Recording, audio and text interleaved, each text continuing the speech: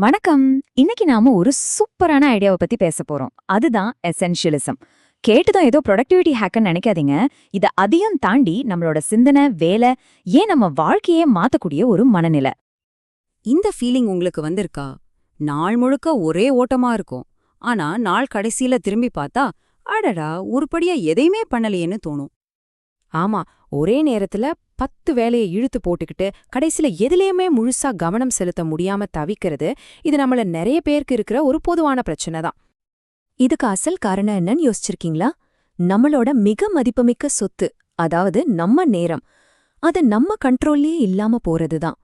மத்தவங்களோட அவசரமெல்லாம் நம்மளோட ப்ரையாரிட்டியா மாறிடுது.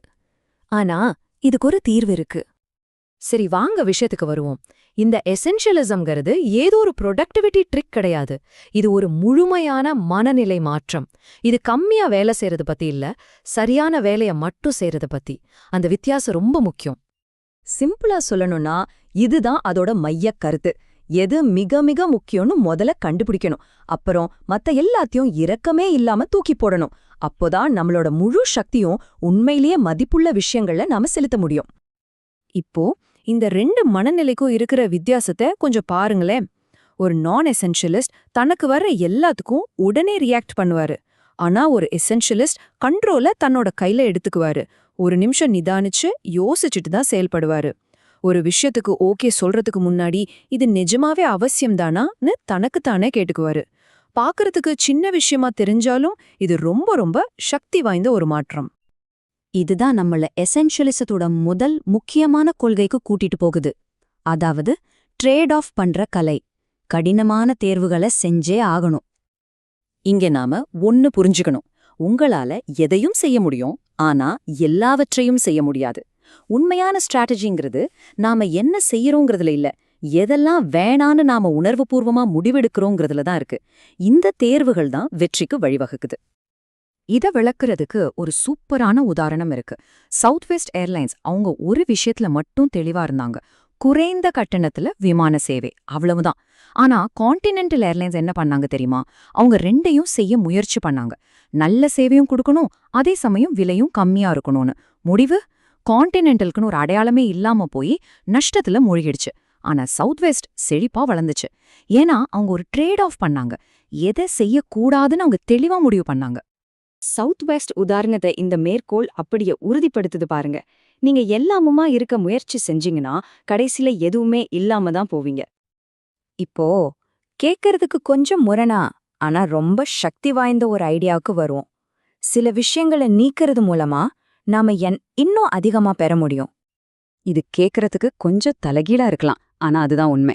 உங்க வாழ்க்கையில சில விதிகளை, சில வரம்புகளை நீங்க வைக்கும்போது தேவையற்ற விஷயங்கள்ல இருந்து உங்களுக்கு ஒரு விடுதலை கிடைக்குது.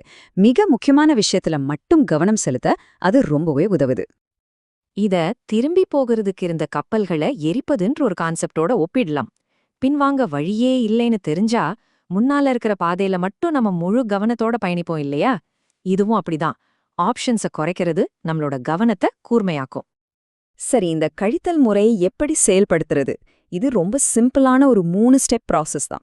முதல்ல உங்க முன்னாடி இருக்கிற எல்லா ஆப்ஷன்ஸையும் பாருங்க, ஆராயுங்க. ரெண்டாவது, அதுல எது உண்மையிலே முக்கியம், எது தேவையில்லாத குப்பைன்னு பகுத்தறியுங்க. கடைசியா மத்த எல்லாத்தையும் தயவு தாட்சண்யம் இல்லாம வெட்டிடுங்க. அவ்வளவுதான். ஓகே, இந்த ஐடியாஸ் எல்லாத்தையும் நடைமுறைக்கு கொண்டு வரதுக்கு ஒரு பிராக்டிக்கலான டூலை பத்தி இப்ப பார்க்கலாம். இந்த ஃபில்டர் ஏன் தேவைன்னு தெரிஞ்சுக்கணுமா? அதுக்கு தான் இந்த 80/20 ரூல்.